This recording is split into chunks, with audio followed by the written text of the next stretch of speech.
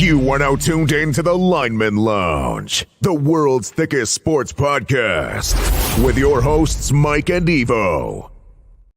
Come on, it's time, bitches. This is the Lineman Lounge. I am Mike. That is Evo. It is week 8 of the NFL, and we're super fucking late because I had massive audio problems. Can't hear myself right now, actually.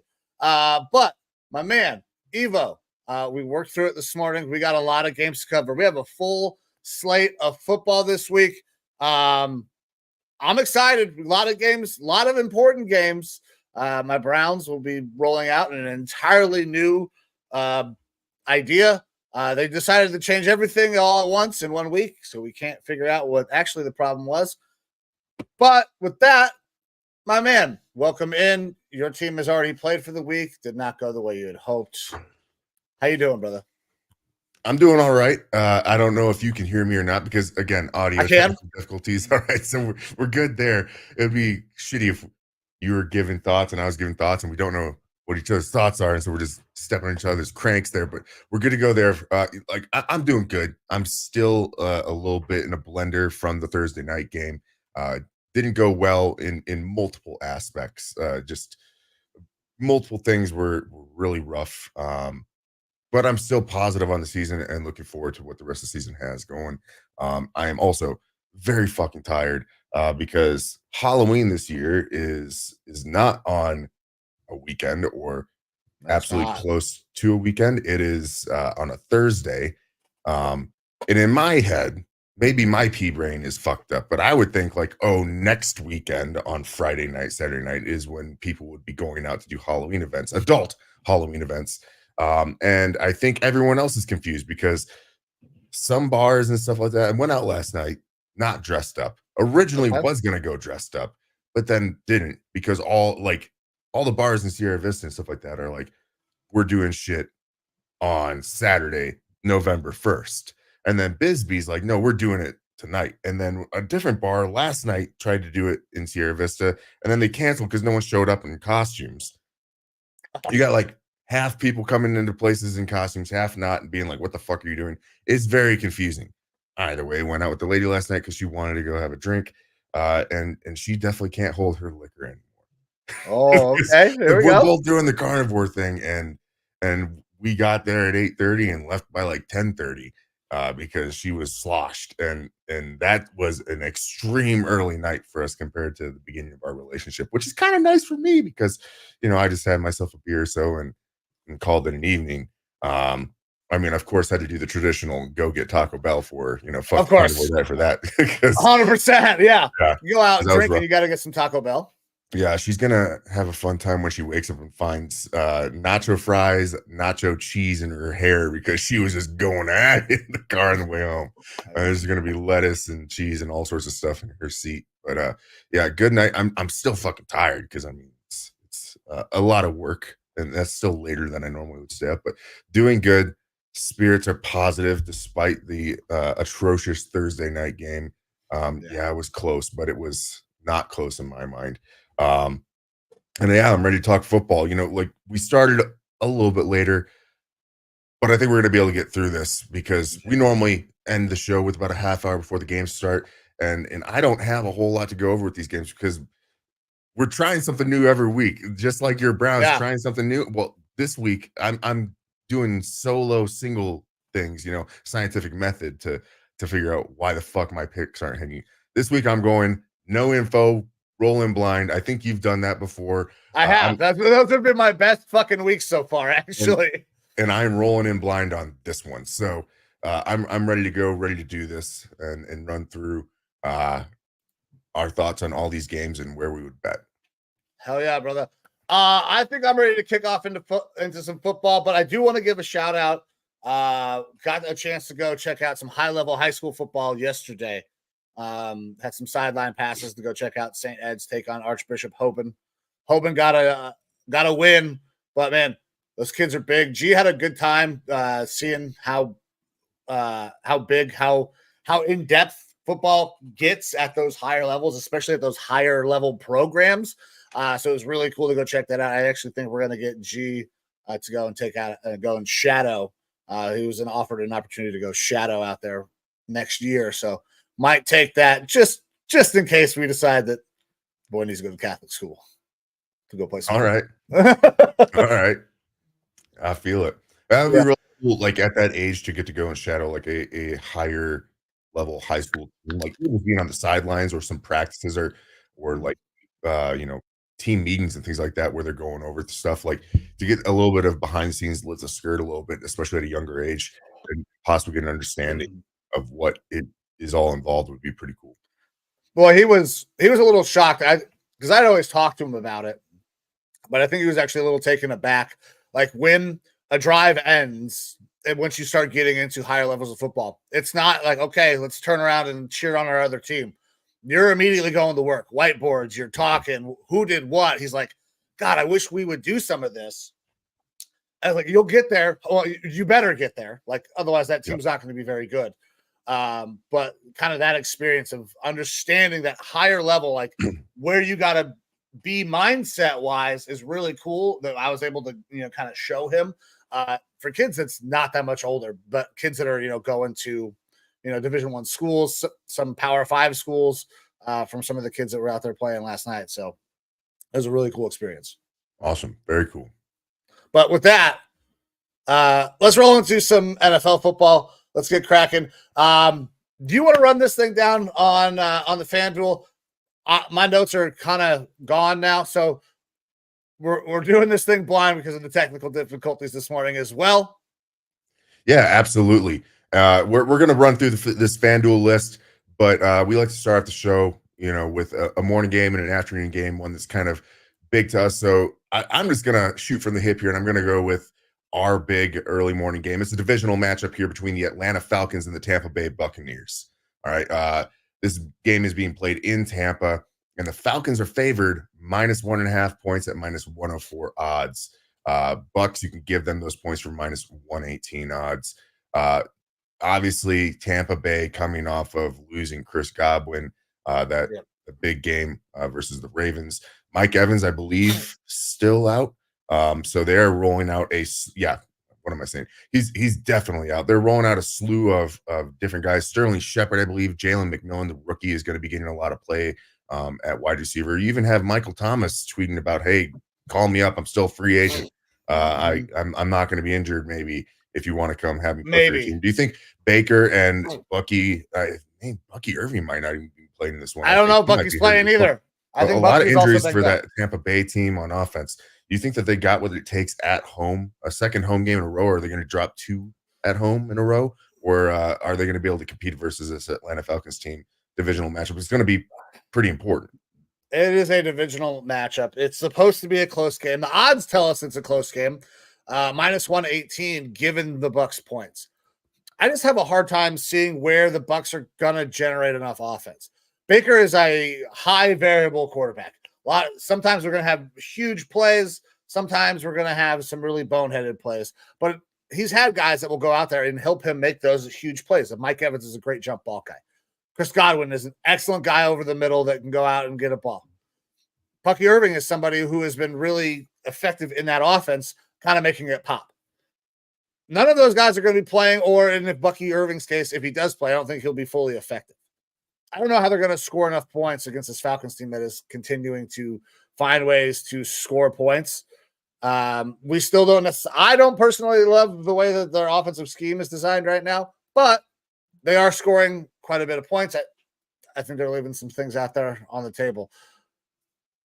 Falcons in this one, to me, I think can easily go on the road, short divisional travel, and win by 3 points. So dropping a 1.5 on that one is pretty simple for me. I'm going Falcons minus 1.5. All righty. I'll go contrarian here, and in hopes that the Bucks can pull something around. Look, this is a divisional matchup. You know they're going to be prepared for this.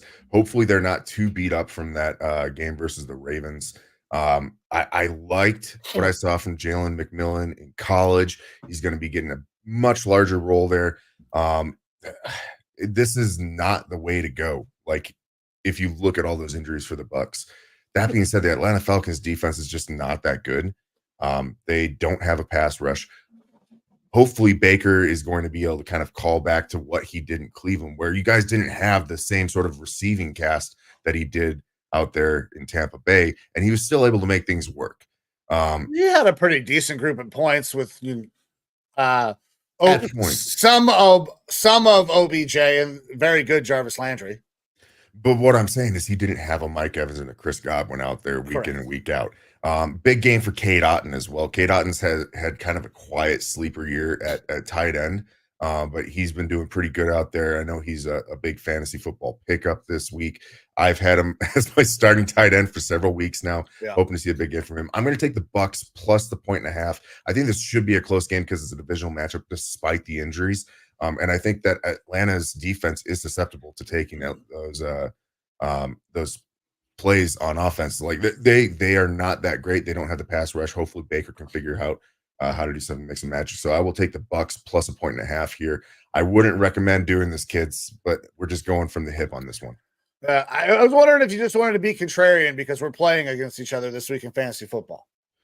You know, I completely forgot that we are. I normally don't make these picks based off of the fantasy football stuff, but yeah, it's not all going to be contrarian. I hope not. Maybe. Hey, I bet you if we both went complete opposite of each other, we'd finish somewhere around fucking 8-8 again. The way the season's been going. Yeah, it doesn't seem to make a difference at all.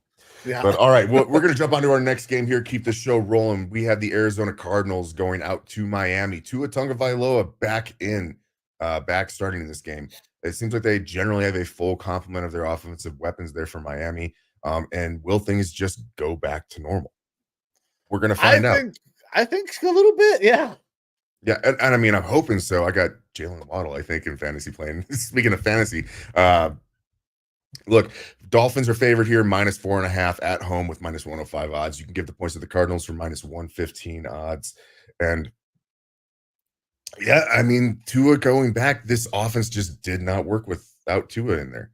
Now Tua's in. He's got a lot of cockiness and moxie about not wearing a guardian cap. Like I said, all along, first QB play, sneak. QB sneak, do it. Like, well, I wonder what the odds are on that. If you can find that, any sports book pushing that number. That being said, the Cardinals, they have had some offensive woes. Obviously, James Conner's still doing good things. But the biggest factor here. Call of Duty Black Ops 6 just released this week. Kyler Murray, I have benched him on my fantasy team. We have to go with the trend. Like this was a known thing when I drafted him, that Call of Duty was coming out and that you were going to be getting a partial season from him until things kind of level out. Which probably going to be looking at downloading that game here today and giving it a play while having some football on. I'm taking the Dolphins minus the 4.5. I still think that's a little bit of a big number for, Tua's first game back and the production that we've seen from Miami, which has not been good while he was gone. But we have to think back to when he's on the team, and you have to hope that that's what we're going to see. So I will take the Dolphins minus the 4.5 points. If this was a Lineman Lounge pick from last year, I would just take the Dolphins money line here because of the Kyler Murray stat there. But we're going Dolphins minus 4.5 for me. And I'm tailing on Dolphins minus 4.5. I think Tua coming back is really going to make a big difference for this team. Tyreek Hill is going to be able to actually operate. Same thing with Jalen Waddle. I think that they'll probably kind of hit the ground running, establish a run, hopefully early, let Tua work off play action.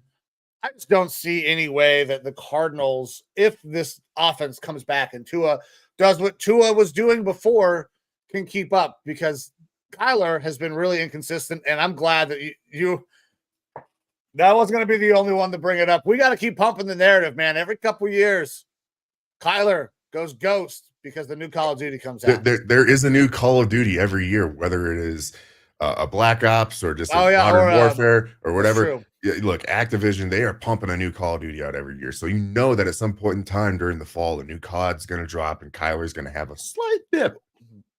Yeah. Well, hey, he's sponsored now, right? Yeah, I think so. Yeah. I mean, he's like part of FaZe Clan or some shit. I don't know.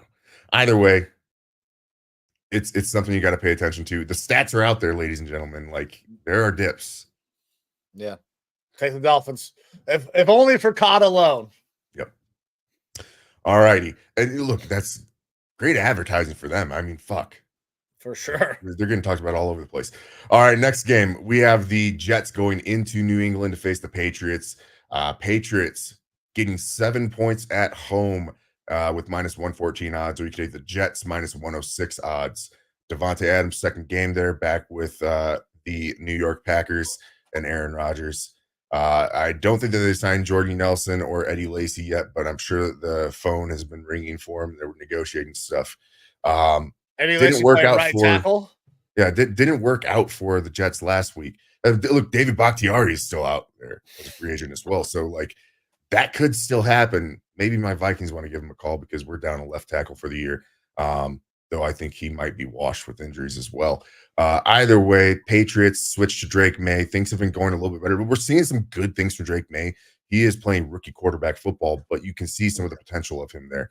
But for the Jets, defense still looks good. Hassan Reddick is going to be going out there and actually playing this week. We'll be interested to see how much of an impact that makes. And again, it's the second week of Devontae being there. Things should hopefully be going back to what you kind of expect to see between Devontae and Aaron Rodgers. Otherwise, like, the Jets front office has a lot to answer for with these moves and not having anything happen. So look, in this one, the 7 points, that's a lot. Home dogs, that is a tough look for the Patriots. I think they're going to be dogs in most of their games though going forward. I'm going to go with the Patriots though. I don't like it. Kids don't bet this one either, but I'm going to take the Patriots plus the 7 points. I think that this game can be a little bit closer. I haven't seen that great game from the Jets yet, despite any of the moves that they've made. So we'll take the Pats plus the points here. Hopefully Gerard Mayo's not losing the locker room. I saw a report about how, his job technically could be on the chopping block if the season continues to go bad for him, which is crazy. I mean, look, they're just one of the worst rosters in the NFL right now. What do you expect? Good, yeah. But I'll take the Pats plus the points. I'm going opposite here, man. Jets minus 7 for me. I believe their offense is going to get more in rhythm. I think at some point they're all going to get on the same page because, well, they've been playing together for forever because now they are now the New York Packers, as you so put it. They're going to figure it out at some point. I think. The Patriots, the Patriots are still a little ways away from figuring it out. You're going to see some really cool plays out of Drake May, but that offense is still so fucking far away from being a consistent producer, especially at their wideout spots. So I got to think that the Jets, at the very least, probably win this by a touchdown. Maybe it's a close game, might be 6. You get it there. But I could also see this game going the complete opposite way because the Patriots have not scored a ton of points. They could get blown out in this one. So I'm going to ride with, I think that the veterans at some point will get it figured out and score some points for the Jets. So Jets -7. Yeah, if they can consistently get Breece Hall going, like that's the thing. They've got such a good running game there, or the potential for one. If they're able to establish a run game with New York, that should open everything else up for them. The offense should have no problem. And we know the defense is pretty damn good. Yeah. All right, next up, we have the Eagles going into Cincinnati playing the Bengals. Bengals are favored at home, -2.5 points at -115 odds. You can give those points to the Eagles for -105 odds. Where are you going with this one, Mike? So I'm actually kind of riding this Saquon Sirianni getting on the same page. Sirianni not being a colossal douchebag and actually going up and talking to his guys. And if we can continue to play that role, this Eagles team, I think, is far superior than this Bengals team. The defensive front for the Bengals is not great. Saquon is a dog. We know that he can run all over a team anytime he wants. Could have got his highest career rushing yards last week. Chose not to. So he is more than capable of, just absolutely destroying this Bengals defense. And I think that that's what's going to happen today.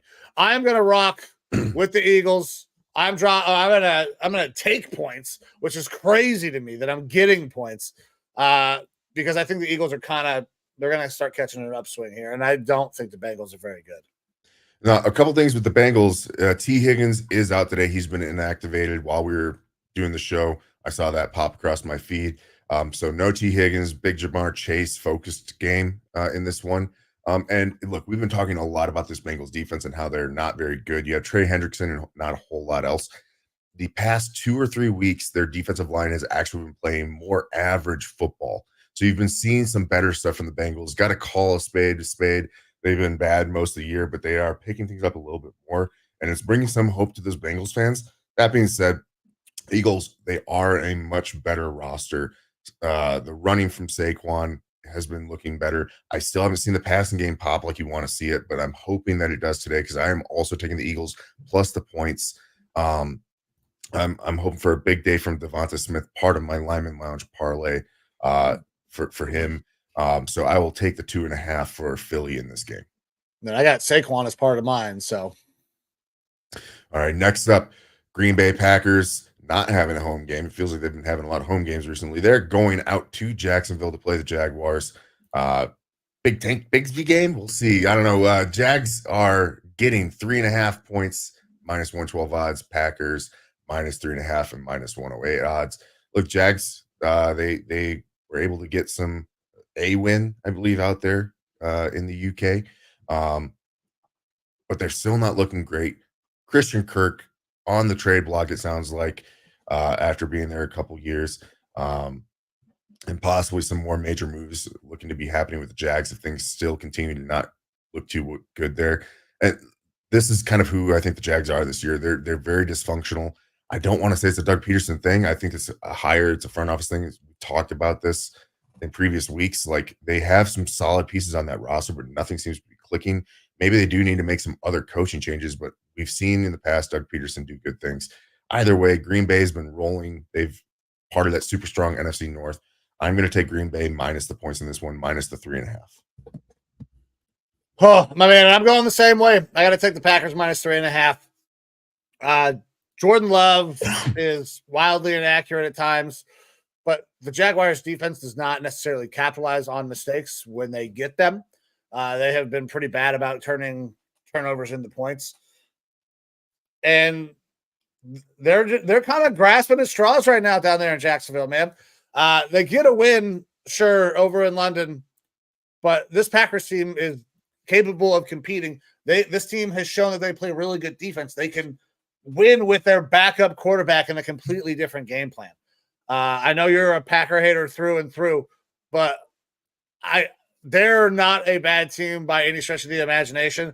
And only dropping 3.5 to a Jags team that has scuffled basically all year seems like a layup to me. So yeah, I got to go Packers as well. Dropping the points.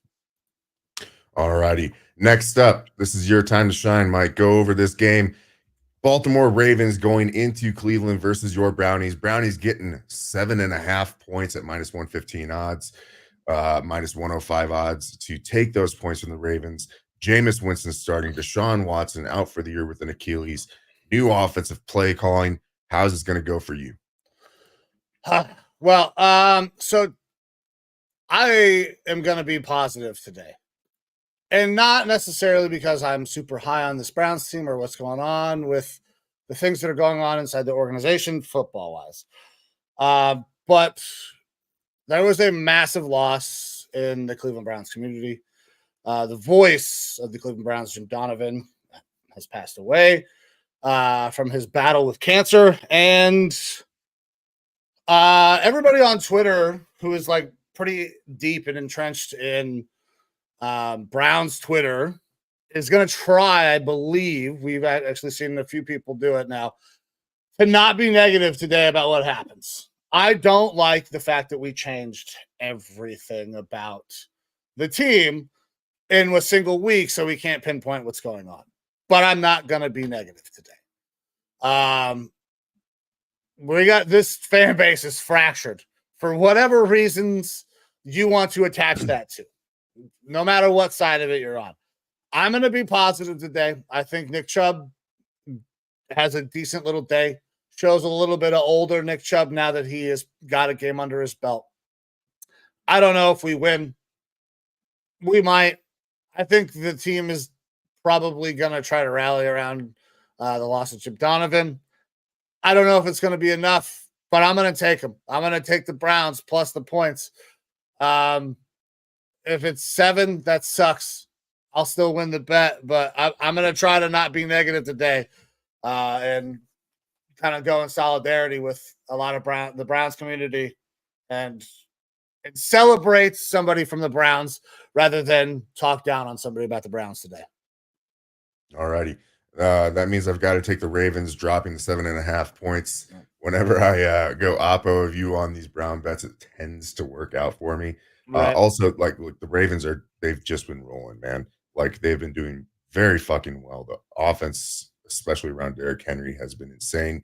You know, you see the stat memes, whatever you want to call them, about Derrick Henry and his rushing capability and how he's ran for more rushing yards than like 23 teams in the league.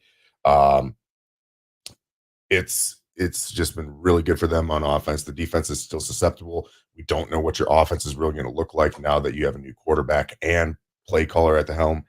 I am hoping to see an uptick. I don't know. I mean, I'm sure as a Browns fan, you are hoping to see an uptick from that offense, but also with the way the season has gone, that's going to kind of change how your pick situation could be if you start to see some good stuff from that offense. And look, we've seen a lot of good stuff from that Browns offense last year when you had different quarterbacks out there playing and different offensive schemes. So it's possible that you could fall back into a little bit of that and be a little bit more of the team that you were last year, possibly. That being said, the offensive line is still pretty fucking terrible. DeJuan Jones starting at left tackle today, first start at left tackle of his career. So we'll see how that experiment goes. Yeah, he's a mountain of a man and struggled at right tackle. Typically, your gigantic tackles are those right tackle guys because they're not having to deal with as much as the technicians. Yeah, interesting to see. But I'll drop the points here for the -7.5. That's a scary one, but I'm hoping for your sake and for your Brownie sake that I'm wrong on this one. Me too. Right. We need it. We need one, bro. We need one so fucking bad. Yep. All right. Next up, Colts go into Houston playing the Texans. Texans are favored at home, -4.5 points at -110 odds. You can give those points to the Colts for -110 odds as well.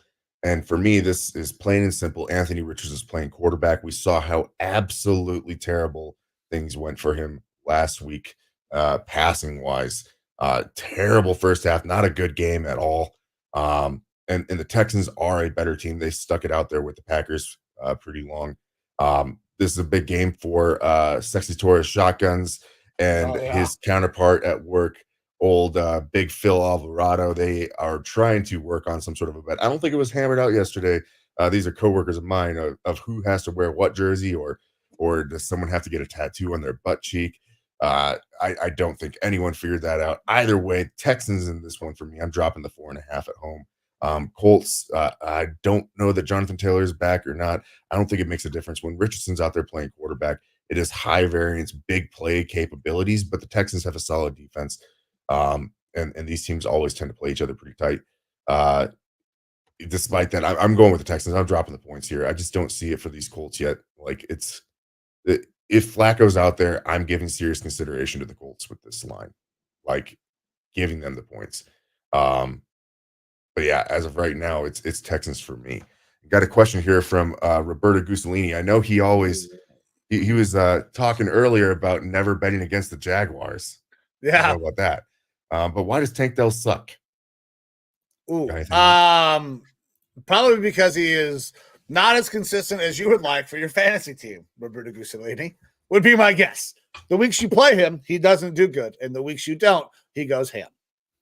And look, we are seeing a bit of a sophomore slump from CJ Stroud. He's not as efficient as he was last year, and isn't passing the ball around as good as he did last year. Obviously, Tank Dell was a big part of that offense alongside Nico Collins last year.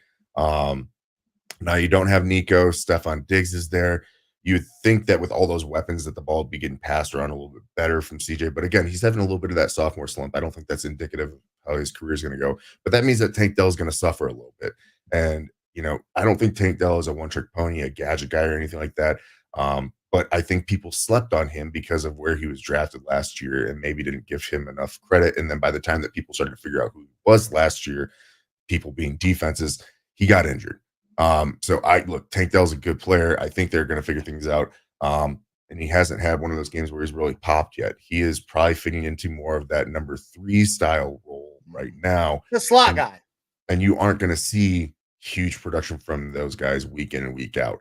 It could just be a thing where like JSN, he's a little bit more of a slot guy. JSN took a couple years to start to do stuff. Like this year, he's starting to look good. It also does not help that Nico's not there. Nico being out of that lineup changes the way that these teams would play. Yeah. So for sure. All right. But on this game, we both went. I think I wrote it down. I'm going Texans. I don't know if you spoke yet. I am. I'm going Texans minus 4.5. Anthony Richardson has less than a 50% completion percentage and thrown for twice as many interceptions as touchdowns. That's bad football. CJ Stroud coming off the worst game of his fucking career last week. I think we get a bounce back. If Flacco plays, this game could be closer. Sure. I don't think that'll happen. Anthony Richardson, as long as he stays healthy, they have to figure out if he can fucking play or not. So he will play. Texans minus 4.5. All righty. Next one, we have a huge spread here. Tennessee Titans going into Detroit. Detroit is favored, obviously, but minus 12.5 points for Detroit at minus 110. That changed. That was 11.5 this morning. And Titans getting those points for minus 110 odds. That is a rough spread for me to take. I'm going to really have to think about this one. Look, obviously Detroit, really solid team. They had that grudge match with the Vikings at home last week, or at Minnesota last week, my home. Let's throw that out there. But they're going up against the Titans team that is obviously not very good. They did not declare a starting quarterback. That means that we're probably going to see a mix of Mason Rudolph and Will Levis. And I don't think either of those guys really provides too much of a booster benefit. This could go a lot closer to the way that Detroit played Dallas. Like Tennessee, not a good team. Dallas, not a good team, but I have a little bit more faith in Dallas and their quarterback situation than I do there in Tennessee. 12.5 points, though, man.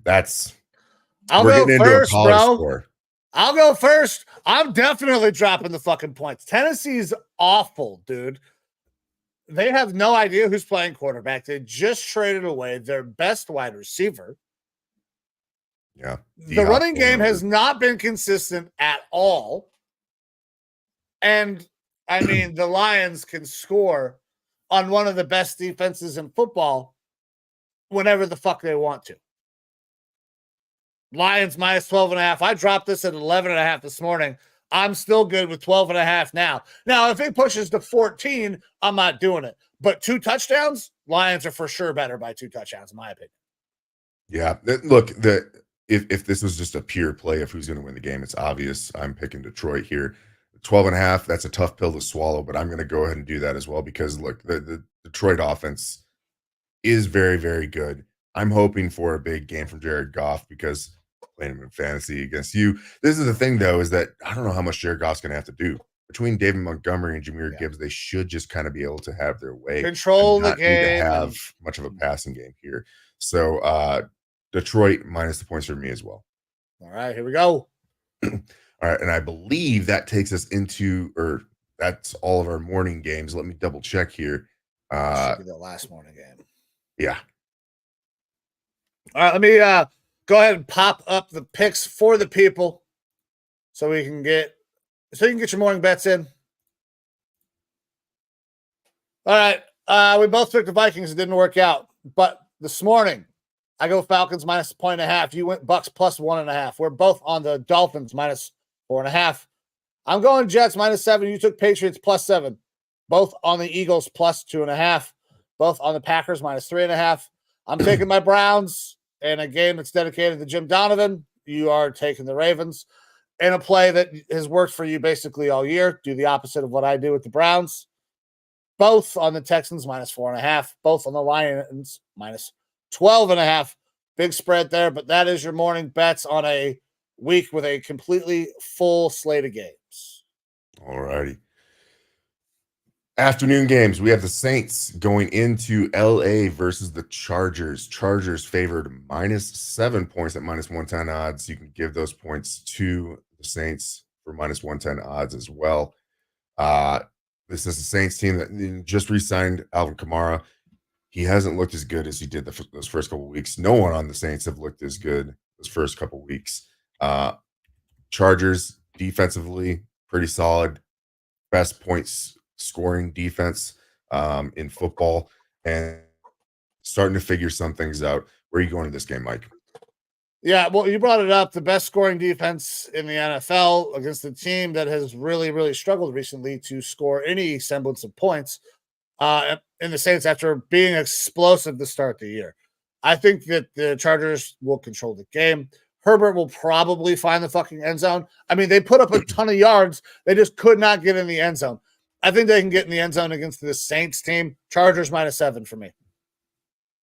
All righty. I will also drop the points here for the Chargers. This is just a feel of who's going to win the game. I feel like the Chargers are the better team here, better coached team for sure. So I will drop the points as well for the Chargers. Though I could see this game, Chargers winning and being a lot closer just because they don't go crazy on offense. They run a very Jim Harbaugh run the ball first type of offense, and it might cause them to not get a huge lead. But I still expect the Chargers to win this one. A little bit scary for me. Made me second guess, maybe thinking about taking the Saints here, but I'm going to take the Chargers, dropping the points on this one. All right, Chargers dropping points. Next up, Bills and Seahawks in Seattle. Seahawks getting 3 points at minus 110 odds, or you can drop the points for the Bills at minus 110 odds. Seahawks looked a little bit better last week, but the Bills obviously have been rolling. Good things happening up there. Josh Allen still has not thrown a pick yet this year. Pretty wild, huh? Yeah. Amari Cooper, first game in there, was able to get a tud. And we kind of talked about this in our recap show. Amari being there especially once he gets more fluent with the offense, it's going to open things up for the other receivers that they have there, specifically Keon Coleman. Keon had himself a big game last week. We'll see if that continues going forward. Where are you going to this one, Mike? Man, I got to continue with the trend. I think Josh Allen is playing MVP football right now. I'm not sure that he has been so efficient with the ball. Obviously, he's had a bad game where it was like fucking 12 or 30 or something, right? Bad games happen for everybody, though. He's not turning the ball over. And what was our big knock on Josh Allen last year? Why was he falling out of the graces of everybody? Because he was making stupid decisions and turning the ball over. That's not happening right now. So I love what Josh Allen's doing. I'm rocking with Josh Allen, dropping 3 points, even though I know that travel to Seattle from Buffalo is fucking brutal. I'm Bills -3. And I'm going the same route. Bills -3. I really love what they've been doing. Seattle, again, better game last week. Defense actually stepped up and got them some turnovers, but that's going to be a high variance type situation. They're not always going to be able to get those sorts of turnovers and to be able to produce points from them. So expect a much tougher matchup versus the Bills this week. Next up, Chicago going into Washington versus the Commanders. Bears plus 1.5 points at -115 odds, or you can drop the points for the Commanders at -105 odds. While I'm going over this, you want to do a quick Jaden Daniels update? I'm looking right now. Yep. That's the reason why this line is so close. Last I saw was that they were still hopeful that he would possibly play in this game. If he's not going out there, it is Marcus Mariota that is going to be starting for him. In replacing Jaden Daniels, Marcus Mariota had himself a pretty good game up against a pretty bad team, though. So who knows if that'll be consistent going forward. What is consistent is that Commanders offense does have the capability to be explosive. They do have a good run game. Brian Robinson Jr. has looked really good. Austin Eckler, while not being a starter, still has had some good play out there in relief. And this game is set up to be a pretty damn close one at -1.5 points for the Commanders.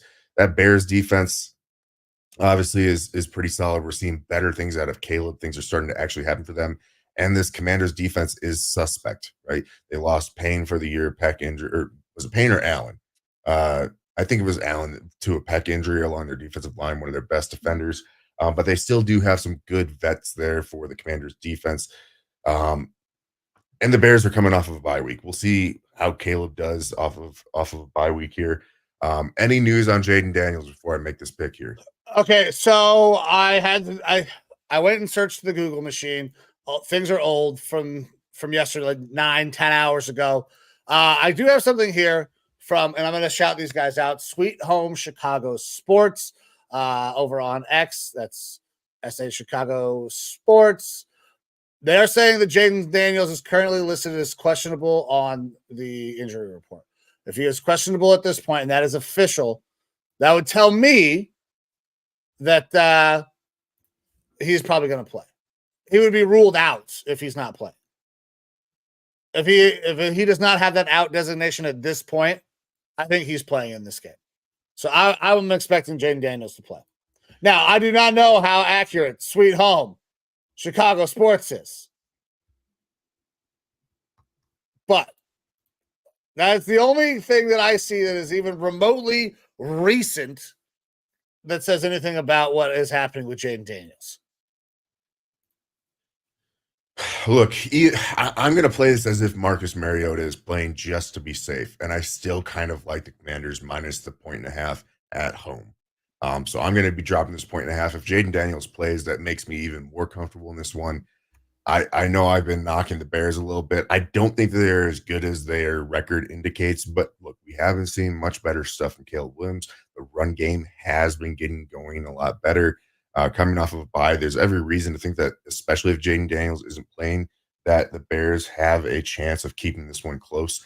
I'm going with my gut here, though, and even if Jaden Daniels doesn't play, I'm going to take the Commanders and drop the points here. Commanders -1.5.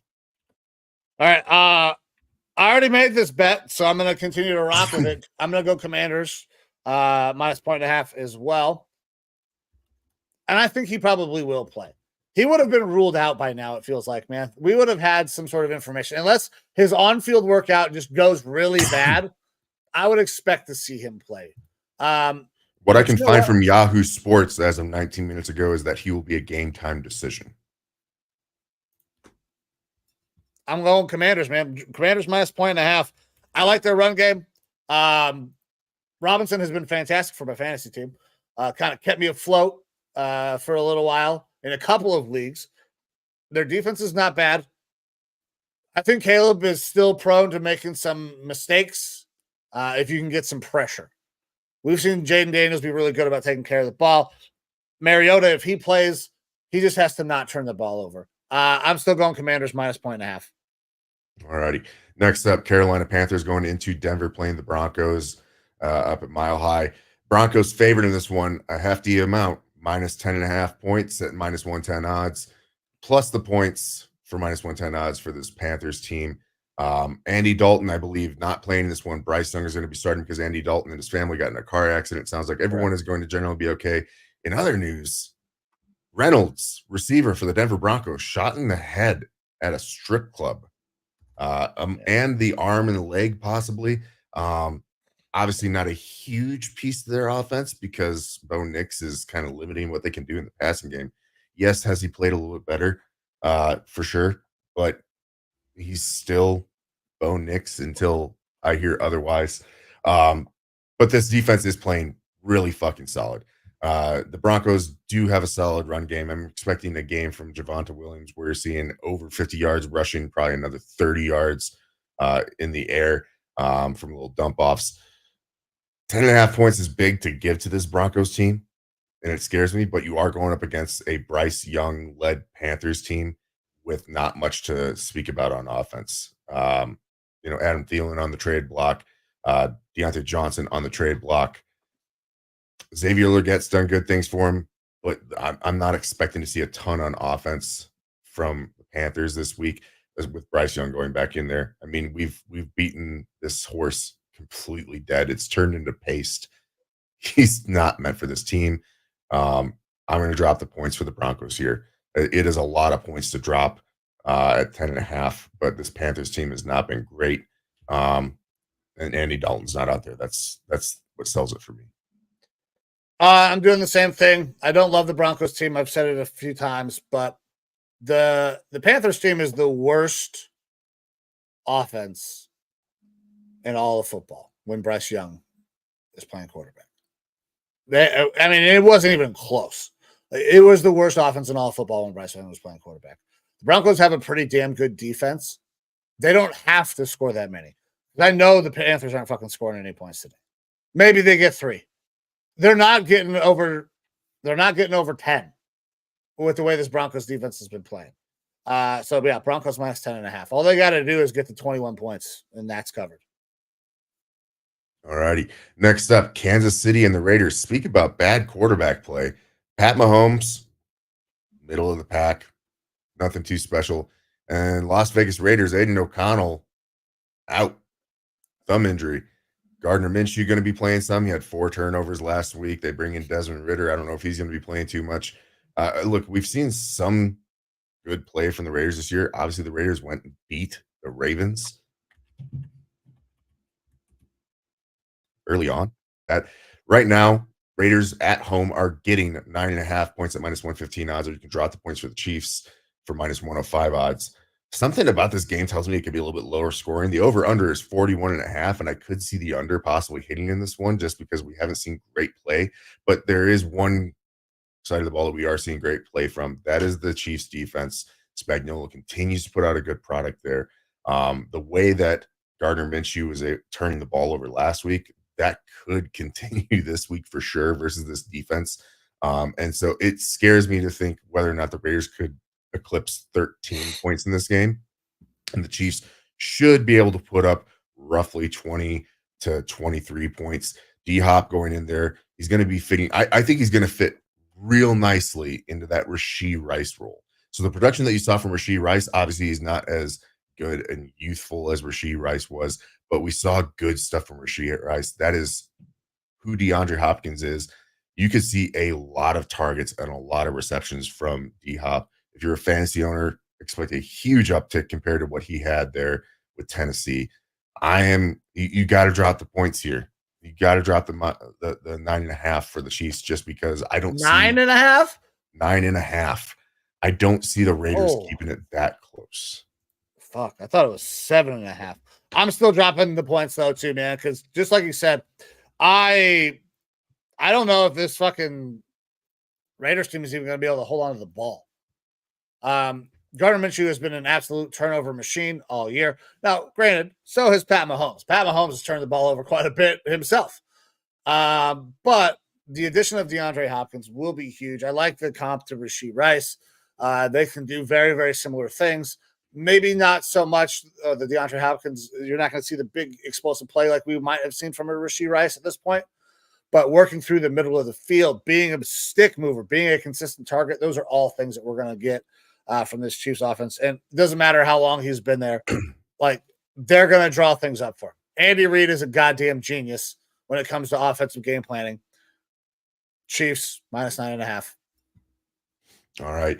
Next up, we have Sunday Night Football. Dallas Cowboys going out to San Francisco. This is a classic matchup. Usually a good matchup, but I'm not so sure it's going to be a good one in this case. 49ers are favored -4.5 points, -115 odds. You can give the points to Dallas at -105 odds. No Micah Parsons. That defense has been atrocious for Dallas. They have activated Dalvin Cook finally off the practice squad, and we should be seeing him in this game. So if there's going to be any sort of a boost in the run game from Cook playing, like, look, I love Dalvin Cook from his time in Minnesota. Obviously, he hasn't been the same since, but I would have to hope for his sake that his career just isn't over. We know that running backs sometimes just fade into obscurity really quick, but you could see a little bit of an uptick there from the run game for Dallas if Dalvin is what he used to be. That being said, the 49ers are a really solid team. Like, we know that they're a very solid team. Yes, they have injuries. Ricky Pearsall is going to be playing. No Juwan Jennings. I don't know about Deebo Samuels coming off of that pneumonia, but they do have a deep roster, man. They have a deep roster. They are able to establish the run game, whether it is Jordan Mason out there or Guerrero playing or CMC whenever he comes back, which won't be this game. Kittle, I believe, is still going to be out there. I'm dropping the points here for the 49ers. The 49ers always seem to have the Cowboys number as of late in recent years. So I'm going 49ers -4.5 points. Taking a lot of favorites here, Mike, and I don't like the way that feels. I'm doing the same thing. There's going to be a correction. The books have been hammering people all year. Call it for the week of the favorite, because I'm doing the same thing, man. I'm dropping the points. -4.5 for the 49ers. The Cowboys are not very good. Listen, the 49ers haven't been very good either. But if it came down to, like, hey, which quarterback do you trust more? I trust Brock Purdy more. I think Brock Purdy will make a correction and not turn the ball over so many fucking times. The Cowboys defense is hurt. They've been banged up. They have not been playing great. And they still don't have a fucking running game for the Cowboys. I think the 49ers will be able to run the ball, kind of control what they want to do, and work Shanahan's offense and work off of play action. CeeDee Lamb's going to have to be a superhuman to win this game, in my opinion. So, yeah, 49ers -4.5. All righty, and that takes us to our last game, Monday Night Football, Giants going into Pittsburgh. Russ is cooking. Russ cooked last week, for what it's worth. Steelers favored in this one at -5.5 points at -115 odds. Giants getting the 5.5 at -105 odds. Look, I will be the first to say I said don't pull Justin Fields out because I like the way that he fits with that team. We did see a good uptick in the passing game with Russ Wilson being out there throwing the ball. George Pickens absolutely benefited. Pat Freiermuth absolutely benefited. It brought a different element to that Steelers team. They were still able to run the ball pretty well. And I got to go with the Steelers in this one because they have TJ Watt. He is going to be in Danny Dimes' face. Danny Dimes has put together some good games, but those good games have definitely been strung together when he is not being pressured. You pressure Danny Dimes, he sees ghosts, bad things happen. That's what scares me for that Giants offense. Look, the Giants defense is pretty solid. Keep saying that every week. They're pretty solid. But the Steelers have been able to put up some offense. If the passing game continues there with Russ, I expect to see good things from the Steelers team. I see them winning by a touchdown at least over this Giants team, making Danny Dimes possibly turn the ball over some with that pressure. So I'm taking the Steelers minus the 5.5. Again, taking a favorite, and I don't like it. Yeah, I'm doing the same thing, man. Steelers -5.5. Steelers defense is very good. We saw an uptick in the passing game. Don't be surprised if we might be starting to see if Russ is having a decent little game. I think we'll start to see some packages with Justin Fields. because they can utilize him like kind of make this offense a little more dynamic. Use some of the play, big playability that Justin Fields has with his legs. Maybe see some interesting formations. I think the Steelers will continue to roll. They've been really good. I can't bet against Mike Tomlin and the Steelers, man. It sucks because they always find a way to pull it out. And the Giants are a team that doesn't beat teams they're not supposed to. It feels like. So Steelers minus 5.5. All righty. Well, that's our full slate of games for this week, man. You ready to go through these parlays that we got for the people before, we're about 42 minutes till game time starts. So we might as well start looking at some of this stuff. Absolutely, man. Let's pull up the parlays here. All righty. Lineman Lounge parlays. So Mike, run us through what you got. Listen, I'm rocking with the running backs this week. I was trying to go with things that I know. I know that David Montgomery is a dog. I know that David Montgomery can go off any week he wants to, and he has a pretty terrible defense that he's going against this week. They will be able to run the ball, I believe, anytime they want. Saquon Barkley, I feel the same way, man. Saquon is going to have a big day. I know you think the Bengals defense is getting a little uptick, but that Bengals defensive front still does not worry me at all. I think Saquon goes.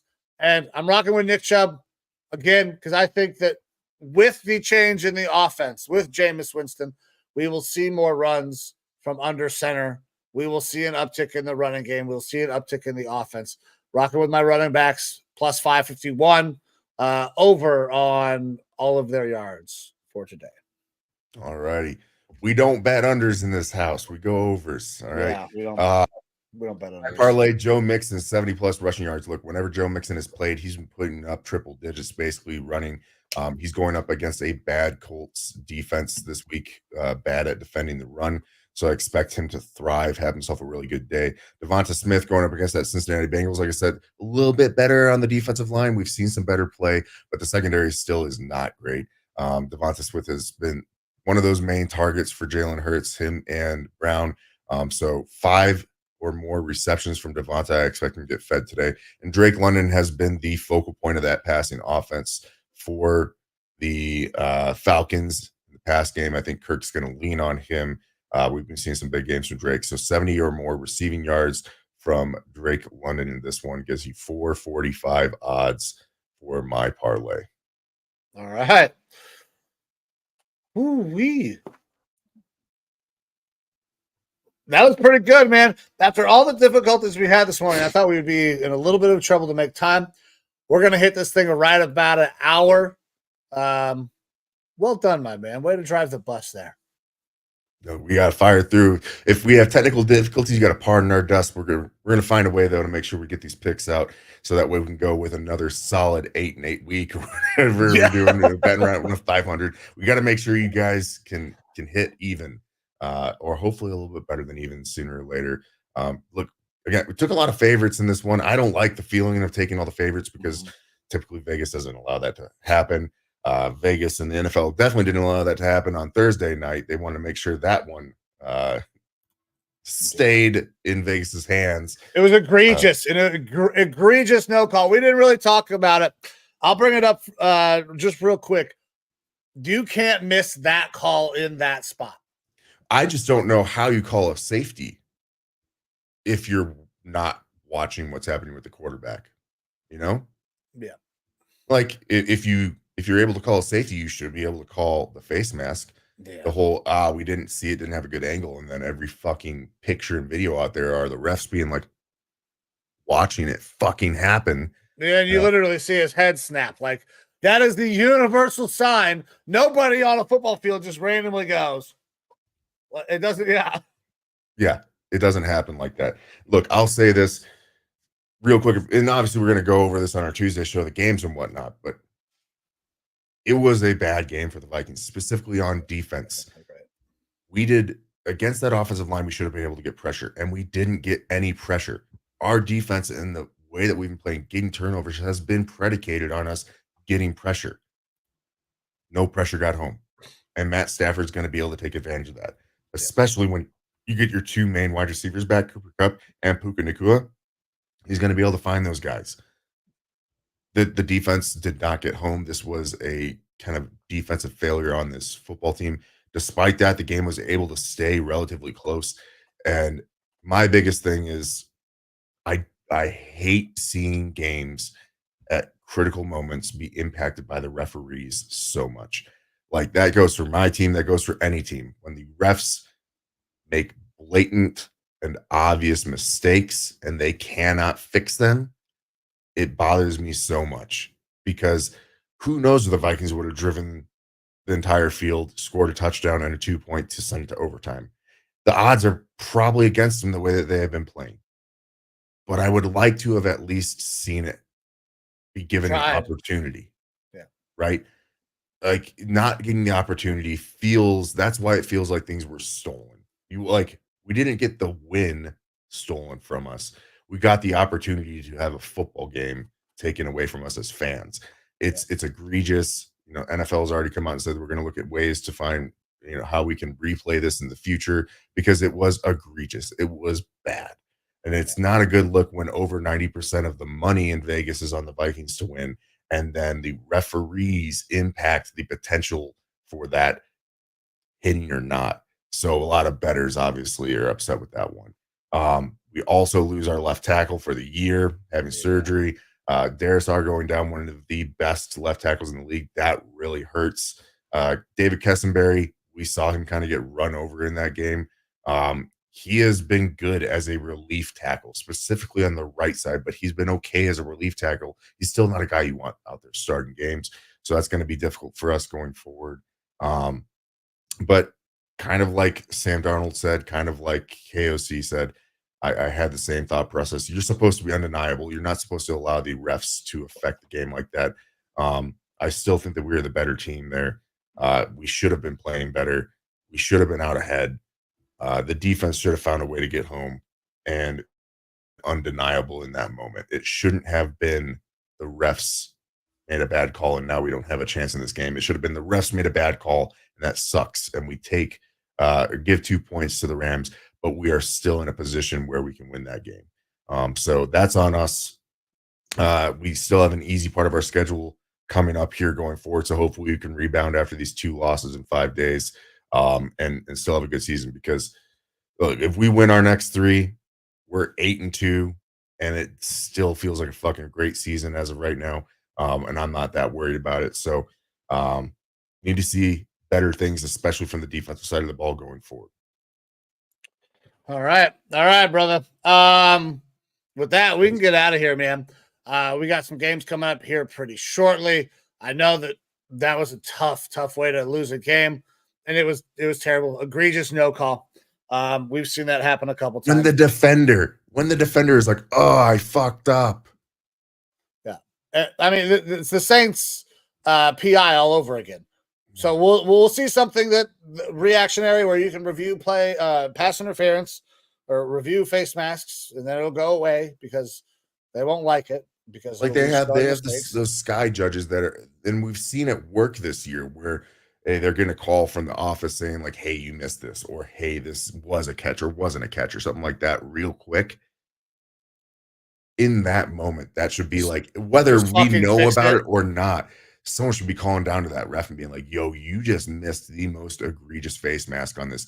Quick, huddle up, talk amongst yourselves and be like, oh, there was a face mask. This is not a safety. It's actually a 15-yard penalty. Like, they need to have something like that, whether it's apparent to the fan or not, because what is apparent to the fan was ungodly, terrible officiating.